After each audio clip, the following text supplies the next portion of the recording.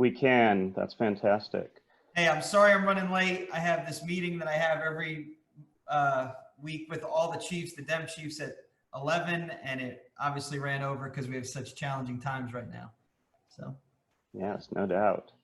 Well, let's get started then. Welcome, everyone. My name is Craig Volden. I'm a professor of public policy and politics at the Batten School at the University of Virginia. I also serve as the co-director of the Center for Effective Lawmaking, a partnership between UVA and Vanderbilt University.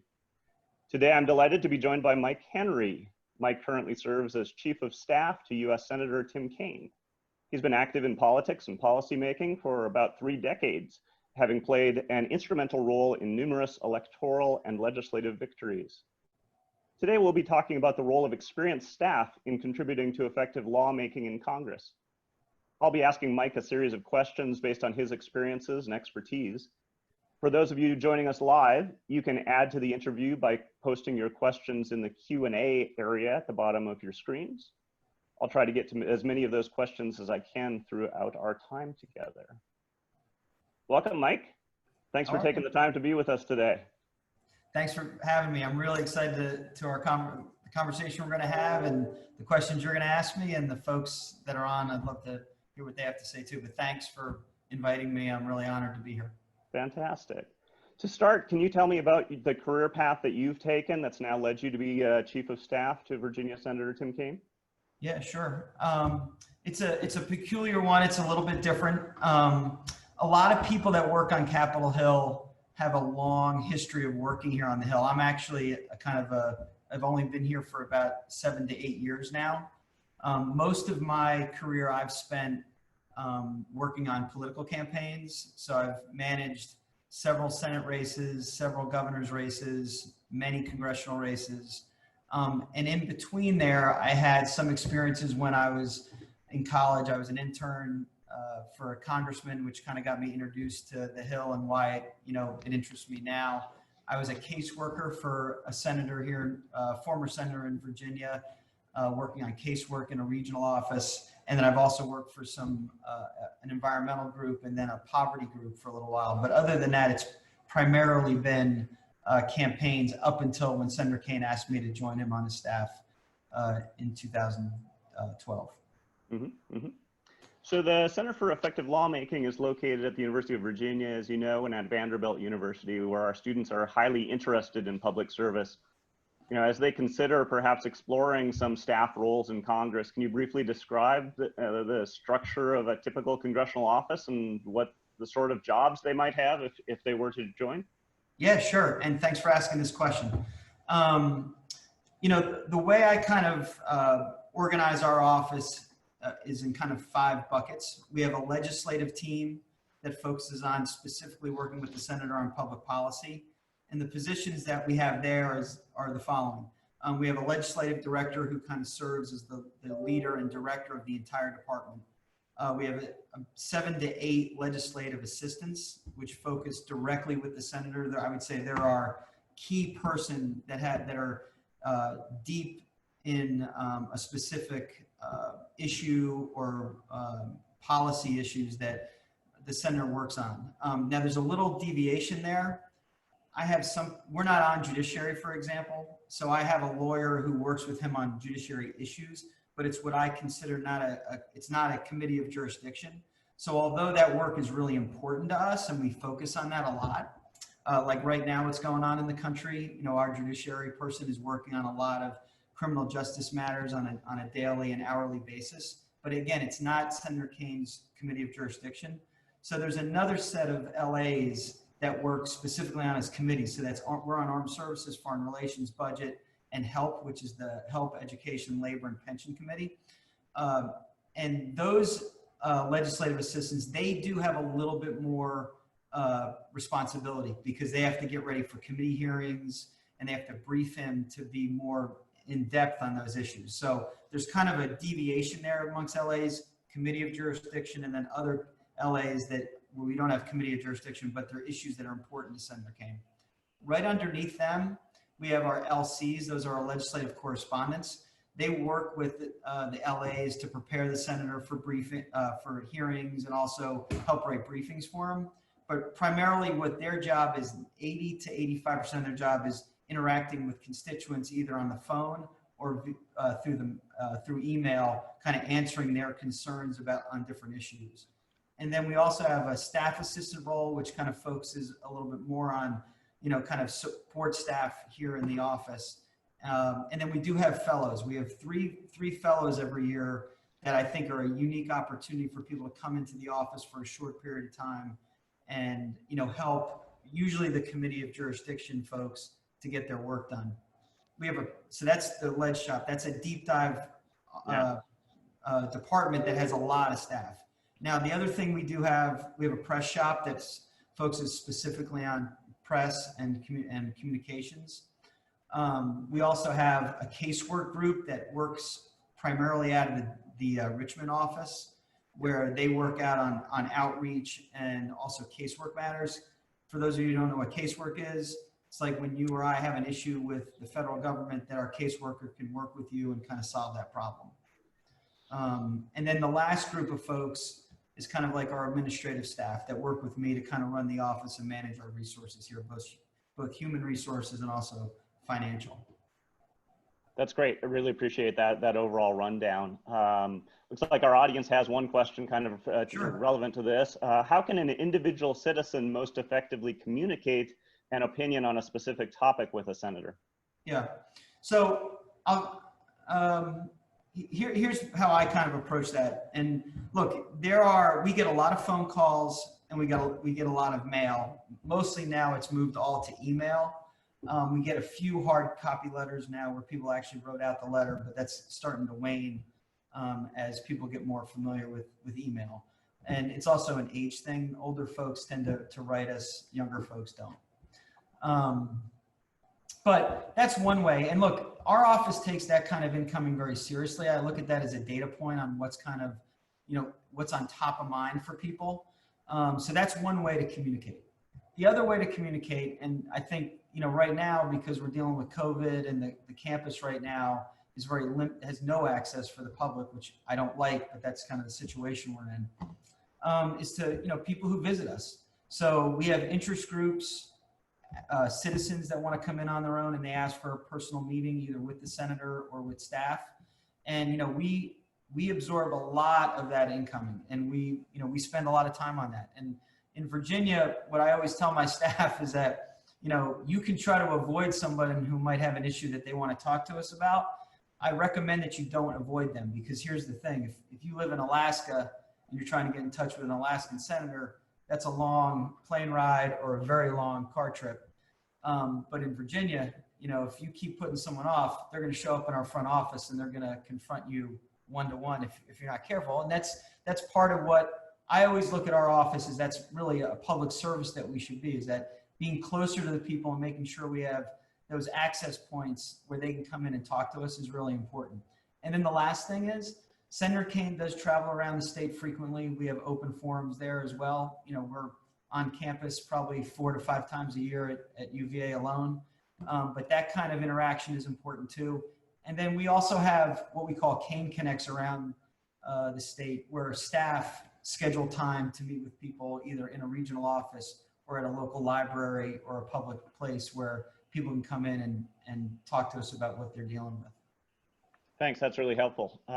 When we think about taking those issues as well as the issues that the senator is just fascinated by himself or interested in resolving, we're focused then mostly on the lawmaking role. Certainly at the center, we're interested in lawmaking, although oversight and other purposes are really central there as well.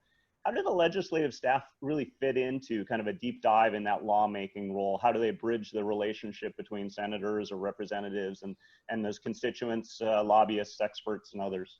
Yeah, look, our staff are critical to our success. And here's what I mean by that. Senator Kaine is what I would call an engaged member. And I warn staff when they come to see us, or when they come to work for us, he's well-read, he is always thinking about issues. It's very common for me to have an email in the morning about something he read about in the newspaper and he wants to pursue. But the senator only has so much bandwidth because we're all human.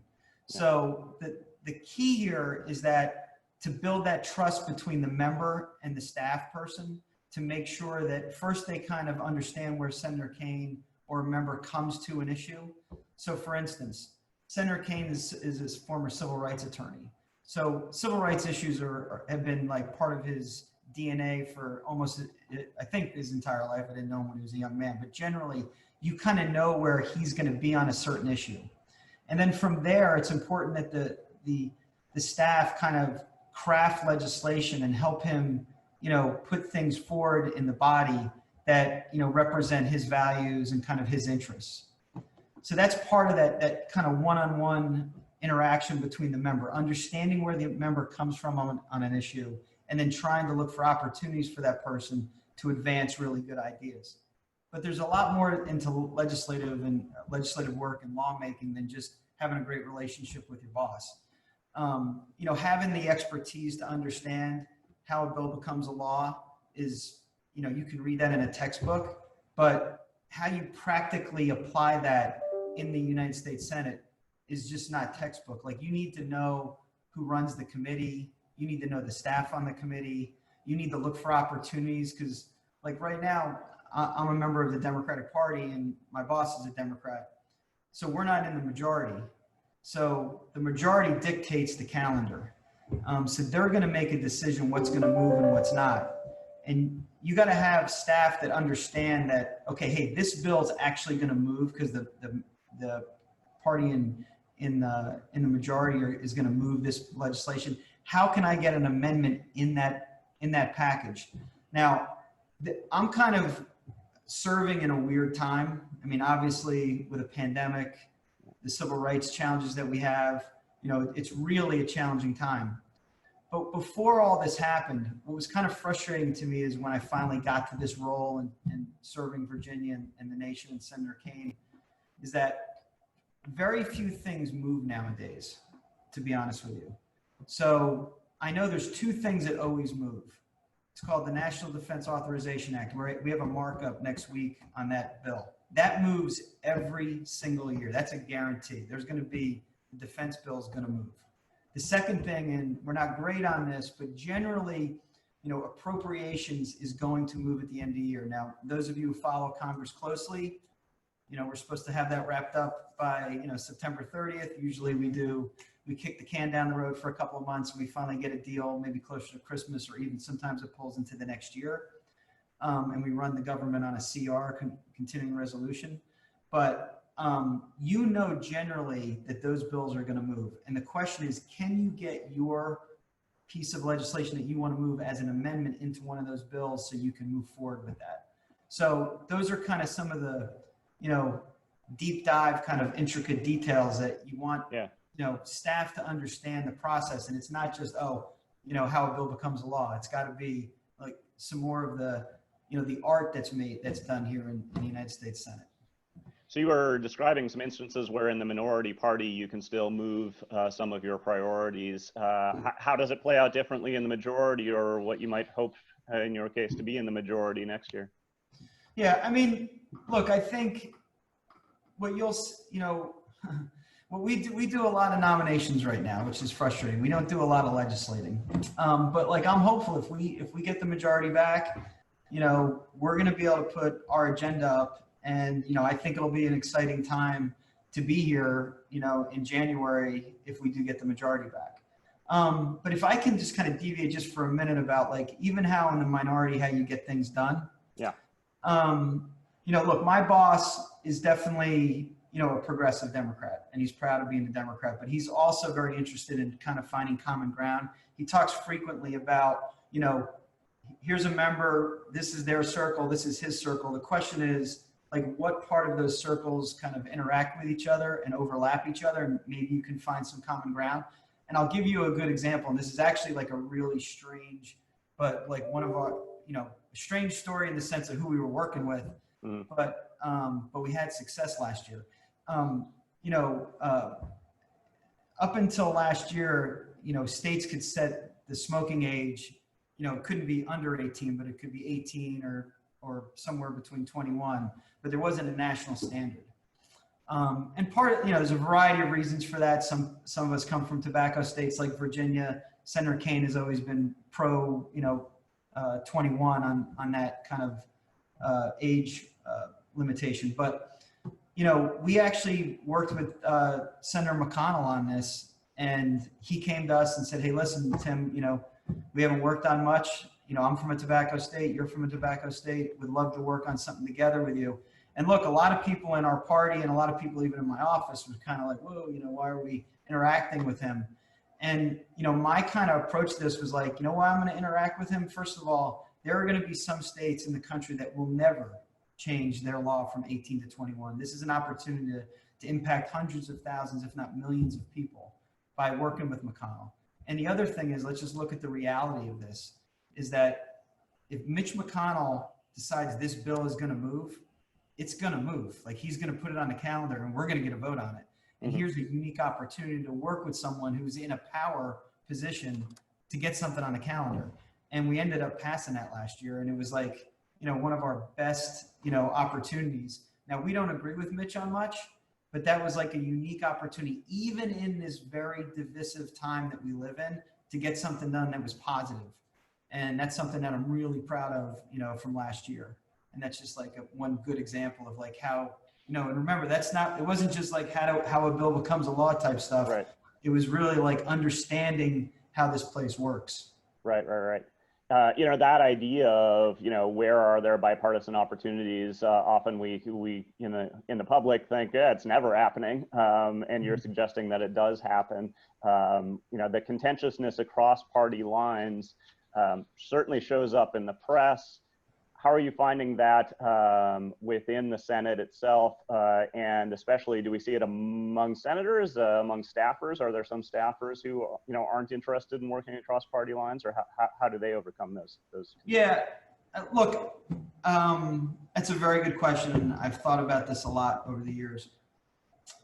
What's frustrating about this, look, I love my job. I love working here, and I'm very fortunate to be here.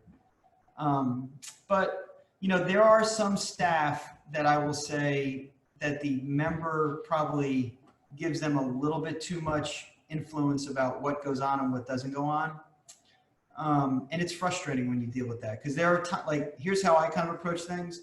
When Tim Kaine says, hey, this is the way it's going to be on this piece of legislation, or this is what I want, or this is what I've agreed to, or here's what I've given to them, but this is what we've got, what we've received from this deal. I kind of look at it, hey, conversation's over. Now it's time just to implement and get this thing done and get a vote on it. But, I have run into situations where, staff has started to roll things back and say, oh, well, that's not what we agreed to. And, it's frustrating. So, look, you're never going to take politics completely out of legislative creation, but, we could dial it back here a little bit. Yeah. And from me coming from a political space until I got here, I think people, if they just dial the politics back 25% or so, we could get a lot more done. But it can be challenging at times, and it does piss me off sometimes, to be honest with you. Sure. To be frank. Sure. Mm-hmm. Yeah, another challenge a lot of scholars and interested parties have been pointing to is the revolving door nature of congressional staff service. Kind of the staff members don't typically serve for very long. Many are drawn away from Congress to serve as lobbyists or in other more lucrative roles. How much of an issue are these concerns from your perspective? It's concerning. Look, I've been in the Senate now since 12, so I'm coming on 8 years now. And I'm one of the older people now. I had a colleague that worked with me in the first 6 years of Senator Kaine's time here, was my legislative director. She was a year of the Senate for 25 years, and she just, recently retired. And, Mary was a really good colleague of mine, a good ally of mine. But the reason why we were a good team is that, I had very little Senate experience when I took this job. She had 20-something years at that point of Senate experience. And she taught me a lot. So now I'm able to, what I learned from her and kind of implement it now and apply it now. But I think more and more what you're seeing is, for people to really achieve their own personal financial goals, and Mary had a great career, and she's out doing something else now that she likes to do. But when people only are here for 5 to 6 years and then they go downtown, it does take a little bit of the institutional experience that is really critical to this place. And what you're seeing right now in the Senate is, there's some reforms that have happened recently about judges, about Supreme Court nominees, that, we're starting to erode kind of the rules that have been in place for the Senate for a reason, to bring people together, to find consensus. And we're starting to get away from that. And I think part of that is the members' fault, but a lot of it also is the staff they have to take some responsibility in this. And when we don't have someone who can go back and say, hey, 10 years ago or 15 years ago, this is the reason why we had this rule in place and why we shouldn't change.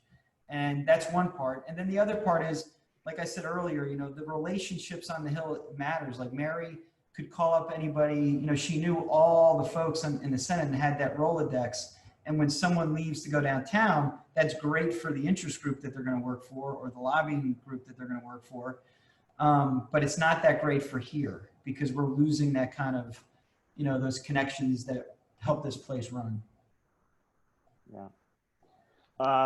Going back to our audience questions, there's one here that's kind of linked to some of those challenges. What parts of your job do you find most challenging, and why?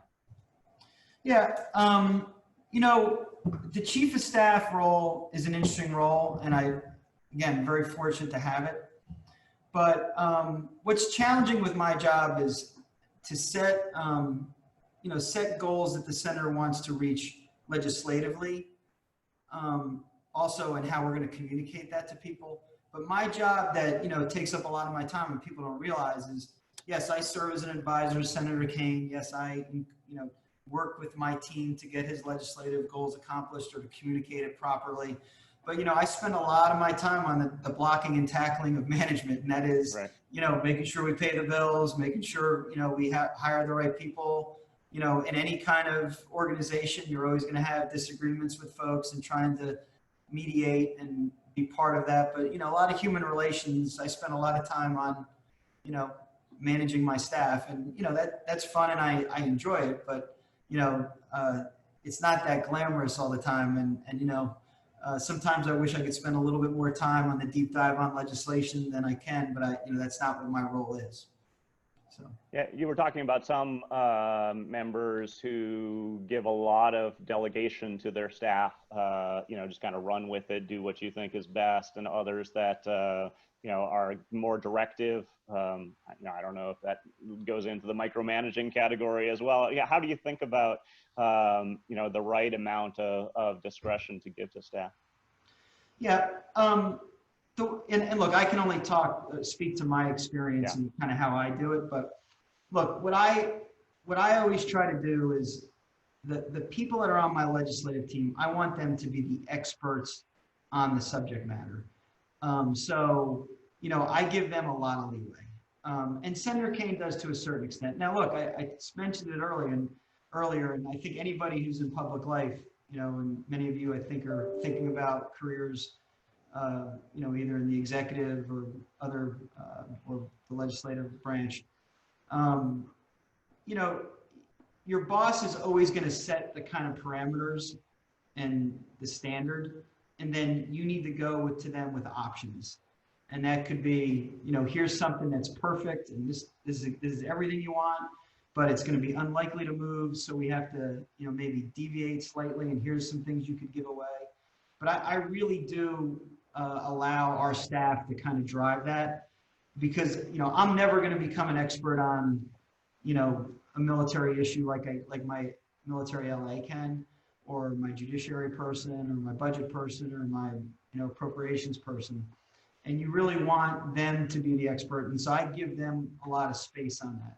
And Senator Kaine does too. But, like when we get into hiring processes around here, I do tell people, like, look, let's say you think this is the perfect thing, and Senator Kaine says, hey, I really appreciate all the work you did, but I'm going to go this way instead of this way. How's that going to make you feel? And I do think as professionals, we all have to realize that at the end of the day, your principal, your member is going to be the one who's going to make that ultimate decision on which way to go. And that's how we operate. Now, I will tell you, I mean, there are some offices that I question, like who's really running the show over there, but you know, that's the way it is. Yeah. Now, some of the research that we're doing in the Center for Effective Lawmaking is suggesting that having even one very experienced legislative staffer who spent a lot of time on Capitol Hill dramatically improves the lawmaking effectiveness of members of Congress, and that effect is strongest for new members. What do you see as the struggles that newly elected senators and representatives face, and how can staff help them overcome those challenges? Yeah, so Mary is a great example, my former colleague. She was a perfect fit for us. We avoided so many pitfalls, like those first couple of years where we're just kind of understanding, you know, the Senate and how things happen around here and why things happen around here. So, you know, we really benefited from having a veteran like Mary to help us for, you know, for the first 6 years. And like I said, she then also trained me well. And she also, you know, I still have many members on my legislative team that she hired, and, you know, her experience was passed on to them. So the point you made is very important. And I encourage new members, you know, sometimes they'll call me and ask me like what I think and how you should do it. I mean, I do recommend that. Now, here's what generally happens though. You know, people usually come to the body either in the Senate or in the House with, you know, people from other, you know, things that they worked on. So for instance, you usually have a campaign that you're loyal to, you're proud of, they got you here to serve in the House or the Senate, and they bring a lot of campaign staff on. Now this is kind of interesting because I am a campaign person, right? And that's kind of what Senator Kaine did for me. But my point is that, you know, you can bring some of your congressional staff on. I think that's perfectly fine. But you got to limit that. So if you bring everybody from the campaign to here, here's what's generally going to happen. In about 6 months, there's going to be a lot of turnover because there's going to be things that they just don't understand. And here's the other thing. Campaign people tend to not like the work that we do up here. And so they've been trained differently. They have different interests. And it hurts the effectiveness of your office. So my best advice is, you know, bring a third of your people with you and put them in roles that, you know, that are similar to how a campaign works. But what you really want is for your leg team to have experience to understand, you know, how we move legislation up here and how the system works, and try to really hire top-notch legislative people, because at the end of the day, that's what you're going to be judged on, you know, as a member in the House or the Senate. But I see a lot of mistakes like that happening, and then you see some major turnover, and, you know, it's usually predictable. Yeah, we really are enjoying this conversation. We're getting a lot of Q&A now, so I'm going to turn to a bunch of those. It seems like these conversations are resonating with people. One of the questions is, do you have suggestions for how members might better retain those experienced staff? Yeah, here's what we do here. And again, I can't speak to every office, but, you know, I really try to hire people that are we and not me.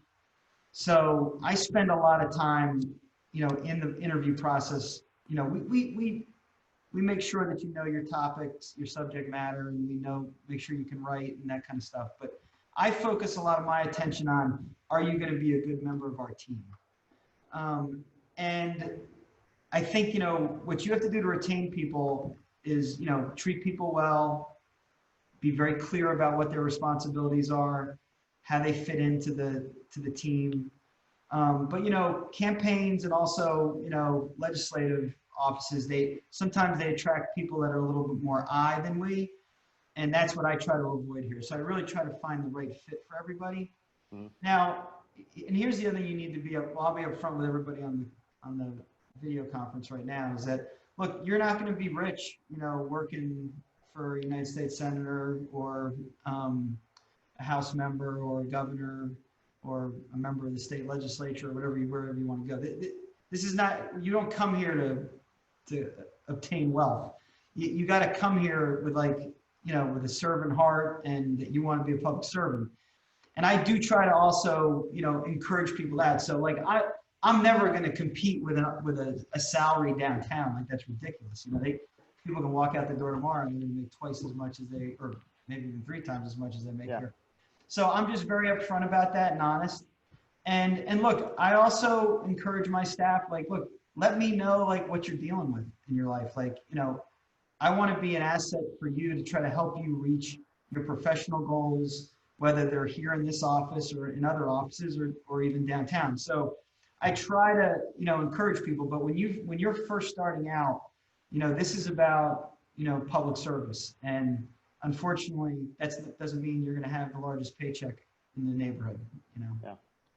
Yeah, it looks like another question is interested in this idea about delegation and that concept of, you know, you seem to know or can hear stories of those who are delegating a lot to their staff, giving them a lot of discretion to move things forward and so on.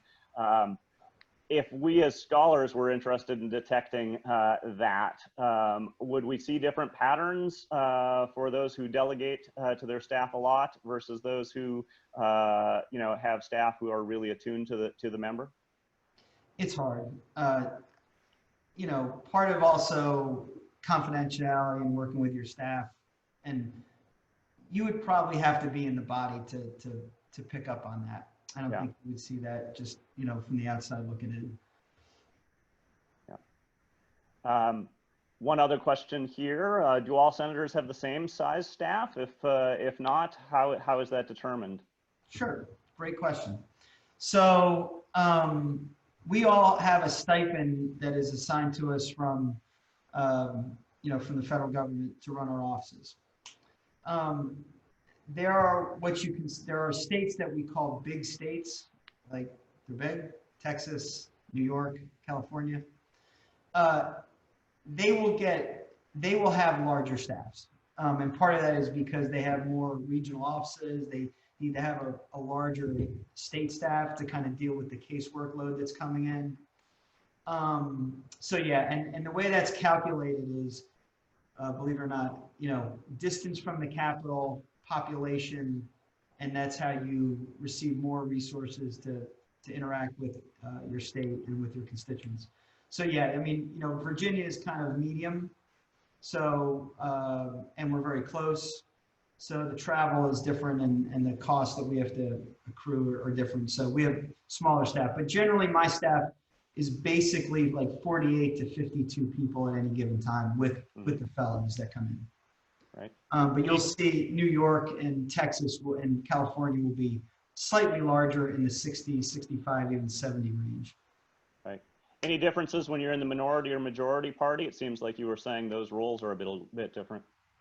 They are, but you know, you have the same amount of staff if you're in the majority or minority. I mean, there's a case to be made that the offices are a little bit better when you're in the majority in leadership. Like it doesn't change here. This is all based on seniority, the offices that you get now. But you know, they're working in the speaker's office is better than working in a member's office for sure. Turning to a couple contemporary issues that we're all thinking about. So obviously the whole world is confronting this strange new reality in the current pandemic. How's it affecting the work of Congress and the role of congressional staff? Are people working from home? Are they working in the office? What precautions are being taken?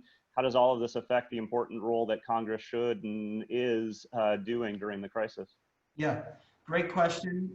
It's been a fascinating time to work here.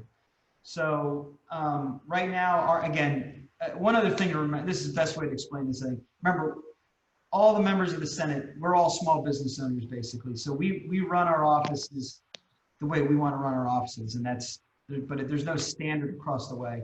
I will say that generally the Democrats are a little bit more teleworking. I would honestly say that there are some other Republican offices that are a little bit more, haven't changed that much. But it's definitely, the pandemic has impacted us in major ways and put challenges in front of us that we've never had to deal with, at least for a very long time. So how my office is being run right now, I'm in my office right now. This is my, you know, where I work in the Senate. But we have closed our office and we are 100% teleworking. Now, the only difference, the only adjustment to that is that I do come in and staff the senator when we have votes. So for instance, right now the Senate votes Monday night is usually the first vote and the last vote is Thursday afternoon. So I will come in around 1 or 2, prepare for him to come in, he'll vote, he'll go home. Tuesday, Wednesday, Thursday, I come in basically normal hours and I work with him on making sure we get him to votes, to committee hearings and what have you. I came in today because I have a better camera here to work with you guys. Thank you. I appreciate that. So, but right now it's one person who comes in and staffs him when we have votes. When we're in recess, I will be working 100%, teleworking like everybody else on my team. And look, it's been a really an amazing experience. First of all, we had to change. There was no rule book for this. There was no like, oh, here's the book, here's how you do it. There wasn't. We had to like craft our plan and implement it within 24 hours of having everybody work remotely.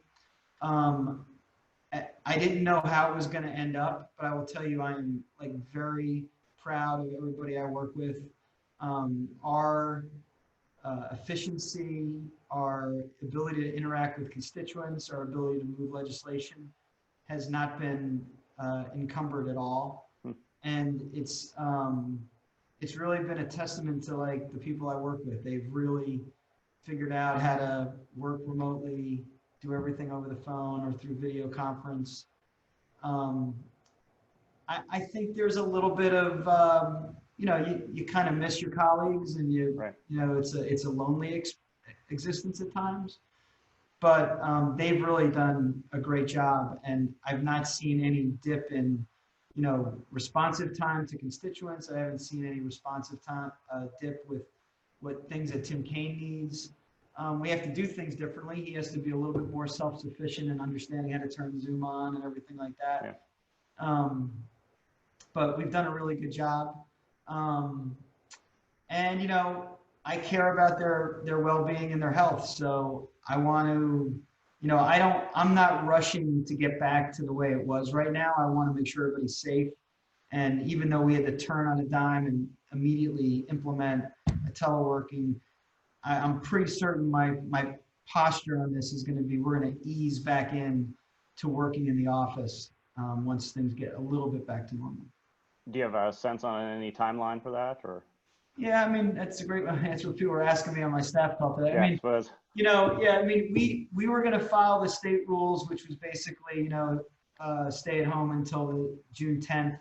I'm going to move that out another week. And I think what we're going to end up happening here is that it's hard. I wish I could take the camera around and show you like kind of the situation is, but we in the Russell office building, it's kind of old school. So we have 3 offices or 3 buildings here: Dirksen, Hart, and Russell. Russell was the first one built, so it's very much like a typical government building. I cram in like, in one office room, I may have 7 staffers there. There's no way to effectively have 6 feet and, so we're going to have to do some sort of, maybe this group of people work on this week and then the following week they'll take off or they'll work from home and then the new group will come in. There's no way that in Russell I can have everybody here and still keep everybody safe. So we're likely to have a staggered approach in the future. Would there be a testing regime, et cetera, that you would have? I haven't figured that out yet because, they've given us, masks and hand sanitizer and stuff, but I don't know if there's a budget for me to like, have thermometers here and test people. And I definitely right now don't have access to tests. Mm-hmm. So I think I probably would have to get my own thermometers, which I could, and then go from there for at least see if someone has a fever. But it's, but no, there are not like. So there's no organized Senate-wide or congressional-wide response along those lines. You're on your own like any small business? And look, I think it's probably slightly better than a small business because I could, focus on that and push maybe the office of attending physician to figure this out. But no, we have not been given like, oh, here's, 150 tests that you guys can take to make sure everybody is set. Yeah. Another contemporary issue, we're all struggling with the rioting, racial disparities in policing, in health access, in outcomes, and who's being hit by the economic hardships. Do you think Congress and its staff are well equipped to handle those sorts of concerns as well? Look, I think we're all human, so our office specifically, I think, we look out for each other, and we're trying to, make sure people have avenues to communicate with either their team or their leadership, the people they directly report to. But it's a very challenging time. Are we thinking about, one thing that we have that maybe the general public doesn't have is that, we have an outlet to legislate and to change things through legislation. And I do think there is some therapeutic grounding for that a little bit, that you feel like you can make a difference because we can change the laws here. But no, we're dealing with this time in real time, just like everybody else is. In time of isolation and not being able to, hang out with a friend and just, connect like normal human beings instead of through a phone or through a conference like this, it's hard. But my team's doing well. We're very similar to what you guys are dealing with. I do think that outlet of, hey, we're working on a bill right now with Senator Booker to fix this is helpful to us because we can see that there's opportunity for progress. Thanks. Some of our research and research of other scholars has suggested that underrepresented minorities and women as congressional staff are less likely to be promoted and that they receive lower pay. In some ways that kind of reflects some of the patterns in the American workforce more generally. But is there anything specific to Congress that might help us understand those sorts of patterns? Yeah, I think as your member and then your chief of staff and then your kind of direct reports, which would be my leadership team who run the departments with me. Look, we have to be held accountable to make sure that we don't fall into those traps. And, I spend a great deal of time thinking about, the diversity that we have in the office. And I also, I spend a lot of time focusing on, salary range and making sure things are done fairly. But we have a lot of work to do in Capitol Hill, and it's hard. And in the Senate specifically, this is a very Caucasian operation, and that's another thing that pisses me off a lot. And I have to spend a lot of time, looking for talent and finding people to encourage them to come here and work here. But we have a long way to go, and you guys can see the numbers on that about not only the membership, the makeup of the body itself, but also staffing. But I am proud of our numbers. I mean, we have a very diverse staff. It's a goal of Senator Kaine's, and it's a goal of mine to make sure we maintain that. Yeah, what some things specifically that you do to achieve more success on those fronts?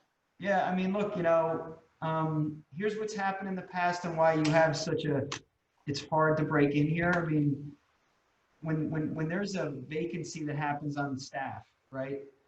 If you don't have the pipeline of diverse candidates completely from the staff assistant to the chief of staff, if you don't have that pipeline already put in place, usually when a vacancy happens, you're like, holy cow, I need this LC right now to cover this body of work because we're in the middle of a markup and I need help right away. And what you do is you immediately look to the person who's in your office who may be further down the chain and try to pull them up.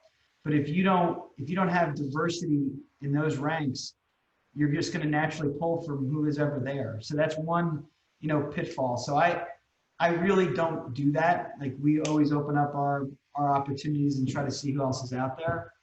And then also, making sure you have managers that are diverse as well, that, are watching this 100% and, making sure that, from whatever walks of life that you come from, that, hey, this is a great place to work and you should do it.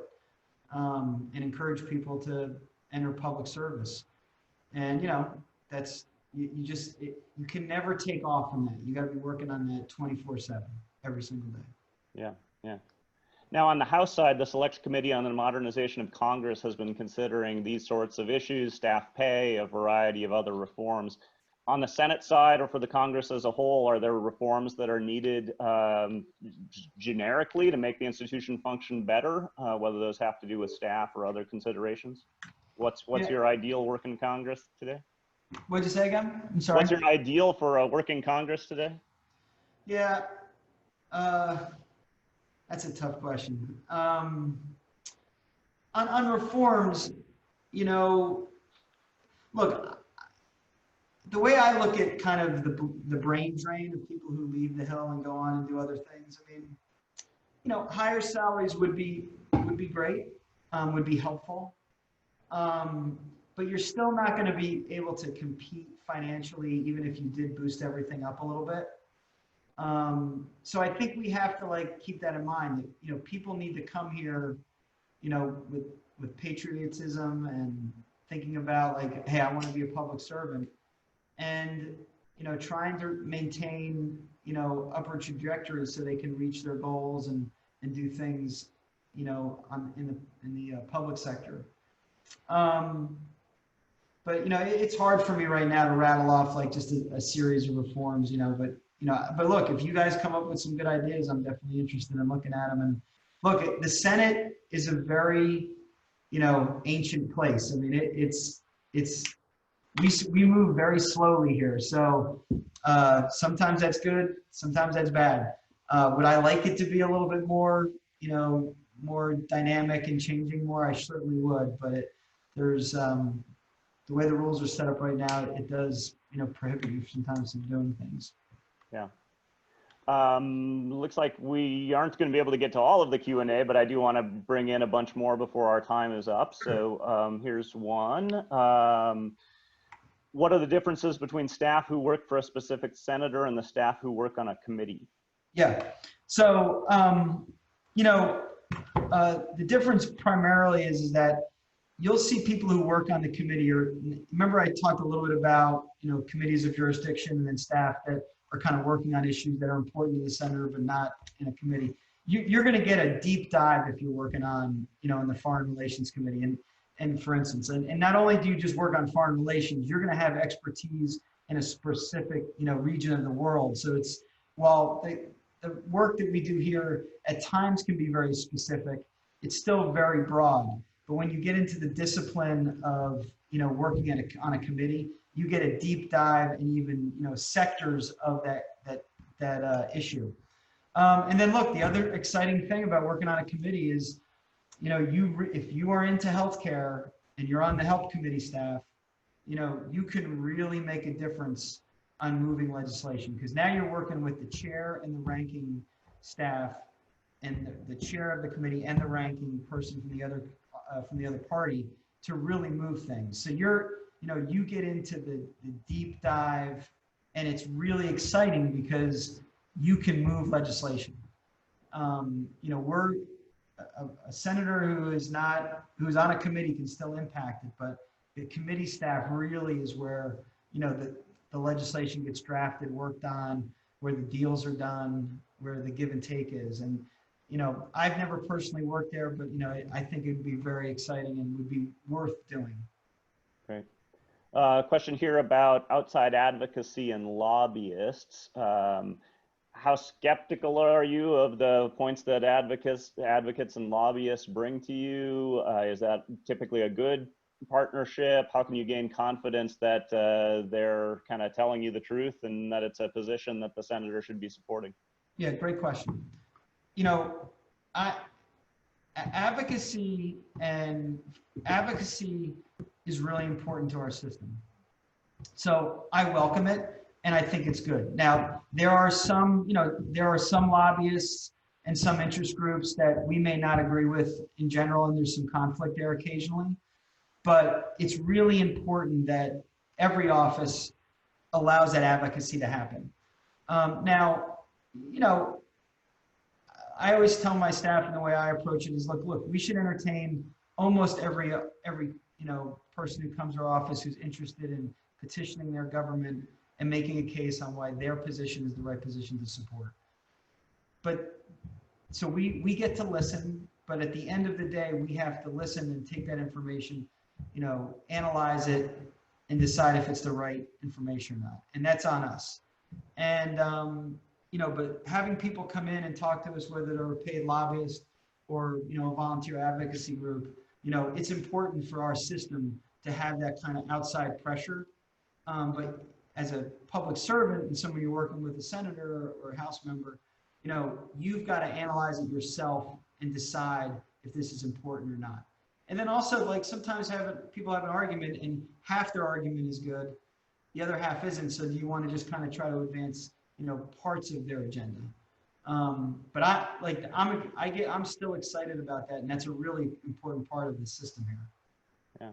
Now it can be frustrating because people really are aggressive, but that's why we're here. I mean that's you can't complain about that.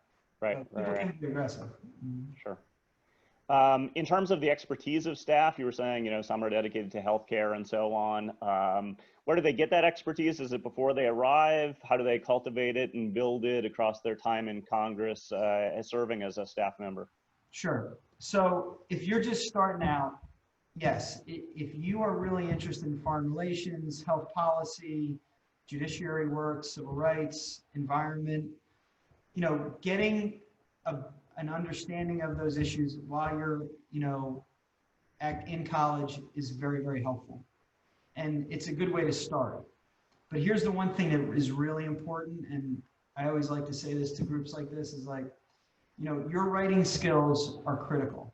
So as you're preparing to kind of move into a legislative role or you want to start your public service career, you have time right now in college. If you have time right now in college to improve your writing skills, you should. Because this place, especially in Tim Kaine's office, writing for him is really important because you're not going to always have the time. Like, I'm different. I can go in and say, hey, Tim, here's what I think, okay? And that's our relationship. But there are some staffers who have that as well. But a lot of times you got to say, hey, here's the piece of paper, read it, because he's really moving really quick. So being able to articulate your point, concisely, accurately, and give him some options on a piece of paper is really important still, or an email. So I just want you to remember that as much as it's important for you to get some sort of base understanding of a different issue or so, being able to write well is really, really important. So please, if you're a junior, sophomore, work on your writing skills and improve your writing skills, because that'll help you get a job. Love to hear that, because of what we're asking our students to do time and time again, and hearing it from your side is going to reinforce that. One more question here. Maybe somebody who's looking for a job. What can I do to stand out in an application or as a good intern or a staff applicant? Sure. So getting some experience is important. And look, that experience can be getting an internship up here or other legislative experiences that you've had even in the state legislature or city council or local government, all that counts. And look, it's challenging, and I'm going to tell you something. You need to network, like trying to get your first job on the Hill or trying to get an internship, networking with people. So who else works on the Hill that went to UVA, for instance? There's a very active alumni group up here that you can tap into, and you got to kind of build those networks. This place can be clubby at times. And what I mean by that is, hey, I know somebody, and that's a way for you to get a job or an opportunity. But it's not like that all the time, and you got to just like really think about your strategy. Here's one other thing that's important. Have a broad approach to your search. I know that people will say, hey, I have to work for this one person, and I appreciate that. But remember, that one office only has 50 jobs, and 40 of them you're not even qualified to have yet. So and the other thing is, we're not like Google or Facebook where, oh, I'm going to build out 30% more capacity in my foreign relations team this year. Generally, someone has to move out before you move in. So in order to compete for these jobs, You got to build out your network of people who are willing to help you. And I'm one of those people who are willing to help you.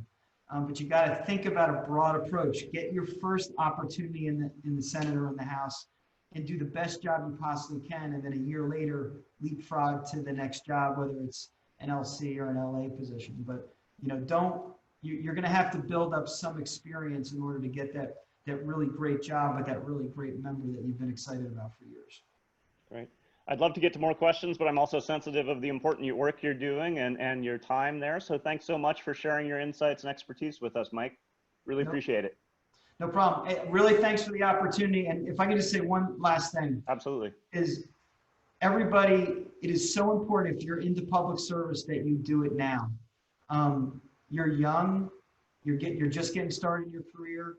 A lot of times because of these, you know, the pay scale here is you're not going to be able to come back at it when you're my age, when you have kids and you have a mortgage and stuff. But getting into public service right now, when you're first starting out, is a real opportunity for you. And you should, you know, try to do that now. Don't wait. And then the last thing is we need good people from all walks of life and from every party. And I just hope that with the challenges that we're facing in this country, your generation is going to be the one that's going to get us out of it. So I really hope you continue to pursue your dreams and get involved as much as you can right now, because the country desperately needs, you know, new young people to come on and start serving in a public service format. So thanks. Great close for that. And thanks to all of those of you who have joined us live with your questions and who are watching this video. If you want to learn more about the Center for Effective Lawmaking or how effective your members of Congress have been as lawmakers, or even to explore ways to contribute to the center's mission, please visit our website, www.thelawmakers.org. Thanks again, Mike, and thanks for everyone for joining us today. See you guys. Bye.